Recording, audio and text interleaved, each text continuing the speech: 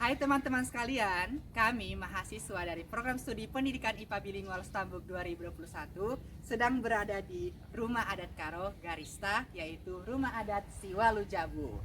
Rumah adat ini terletak di Jalan Bunga Herba, Medan Selayang. Yuk ikuti keseruan kami.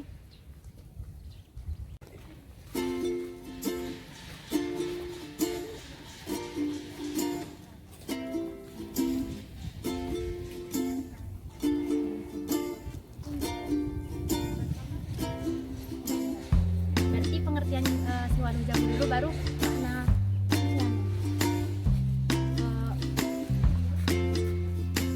baik teman-teman, jadi sekarang kami berada di rumah Siwalu Jabu. Untuk pertama-tama kita akan mengetahui apa itu makna dari Siwalu Jabu ini. Nah, jadi Siwalu Jabu ini maknanya adalah 8 keluarga atau 8 rumah, yang dimana rumah Siwalu Jabu ini dihuni oleh 8 keluarga yang di dalamnya itu saling berinteraksi satu sama lain. Sebanyak 8 keluarga, bisa berhubungan memang family ataupun diatur oleh yang bersangkutan atau pengatur dari desanya tersebut.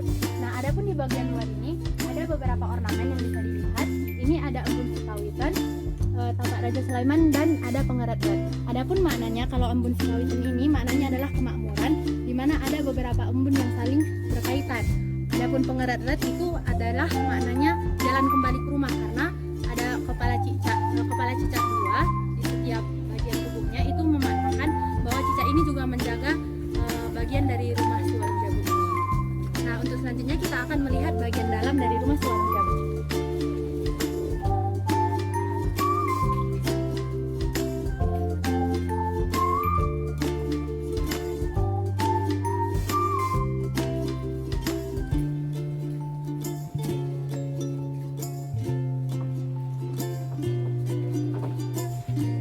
Nah, jadi ini adalah bagian pintu dari rumah Siwalu Jabu ini, dan karakteristiknya bisa teman-teman lihat bahwa dindingnya itu miring, jadi tidak lurus, ada kemiringan beberapa derajat, dan pintunya itu cukup kecil. Kalau dimasuki oleh orang dewasa itu umumnya harus menunduk.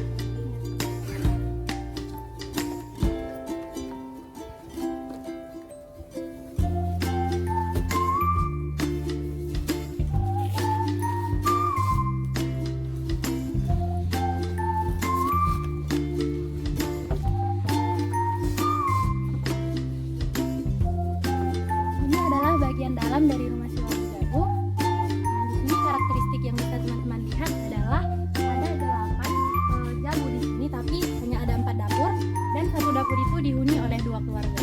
Jadi ada 4 dapur, 1, 2, 3, 4, dengan tentunya masih menggunakan teknik memasak zaman dahulu, yaitu dengan kayu dan dengan batu. Yang dimana di atas batu ini akan diletakkan nantinya yang ingin dimasak seperti itu. Kemudian ini adalah bagian tempat menyimpan makanan di sini. Nanti di sini ada tempat menyimpan bahan makanan atau makanan yang sudah masak. Jadi ini adalah dapurnya ini untuk 2 keluarga. Jadi ada 8 jabu yang ada di dalam. Kemudian ini ada 8 jabu. Teman-teman lihat. Ini jendelanya ya? Jadi jendela-jendela ini Jadi karakteristik jendela dari rumah Siwalu Jabu ini juga dibuat kecil, dengan sama dindingnya itu miring di setiap bagian. Seperti ini.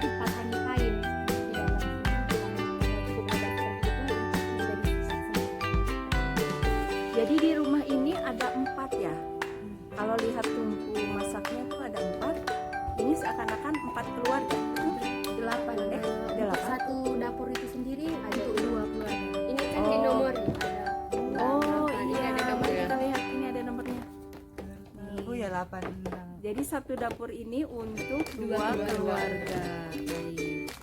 Oh iya. Dan ini penomorannya harus genap kah? Gini? Ini 6 sahabat 8 ya yang ini. Ganjil Apakah sebelah di situ. Ini genap, sebelahnya ganjil. Lagi pertanyaan lagi? Penentuan ke keluarga itu berdasarkan nomor apakah dari usia atau bagaimana, Grace? Pada umumnya kalau satu keluarga itu ada tutur siwalu kan, jadi ada kaling bubu, anak beruk. Itulah yang menjadi, kalau sebelum membangun ini sebenarnya ada prosedurnya. Jadi ada salah satu tata cara di mana di situ penentuan siapa saja yang tinggal, bisa merupakan famili dari yang membangun ataupun bagaimana itu tergantung kesepakatan. Tapi kalau zaman dulu sekali itu dari tutur siwalu itu diambil, ada yang kaling bubu, kemudian anak beruk, dan itu posisinya tidak asal-asal. Jadi yang paling mungkin yang paling tinggi itu harus kaling bubu, diikuti oleh anak beru dan sebagainya. Cara masak bagaimana? Untuk cara masaknya sendiri itu bisa seperti zaman dahulu, jadi menggunakan panting, kemudian ini batu-batu ini menjadi Pakai kayu bakar kah? Iya, pakai kayu bakar. Dan pantingnya itu diletak di atas batunya lalu dibakar api juga. Ini adalah Tidak takut api ini ke atap rumah atau karena atapnya tinggi sekali jadi tidak khawatir ya? ya seperti ini, dan juga kan ada baknya seperti ini, dan di sini sudah ditaruh ini di sini, jadi tidak langsung ke atas juga. Oh, baik. Silakan, pertanyaan lagi. Ini garis yang di tengah ini apa ini? Ya, ini pembatas apa nih? Ini pembatas sebelah ganjil sebelah genap. Ada maksudnya nggak?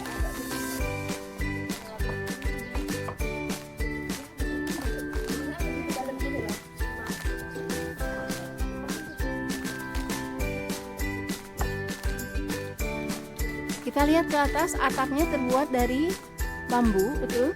Bukan, atap luarnya itu terbuat dari ijuk. Ijuk. Nah, Ini karena kita di dalam. di dalamnya dibuat lapisan bambu. Lapisan bambu ini hanya sebagai biar ijuknya bisa diikat juga, diikat ke bambunya. Nah, di sini kelihatan Bang. Ya. Ternyata dia diikat ke bambunya. Ya, jadi tebal ijuknya ini bisa sampai 20 cm, yang dimana dia harus diikat ke bambu tersebut supaya tidak Ijuknya terbang. ya. Ya, supaya tidak terbang. Nah, untuk pengikatnya sendiri bisa dari ijuknya yang dirajut, kemudian bisa dari rotan, jadi tidak pakai paku. Tidak ada paku. Tidak pakai paku. Nah, Tidak ada logam-logam lah ya. tidak ada.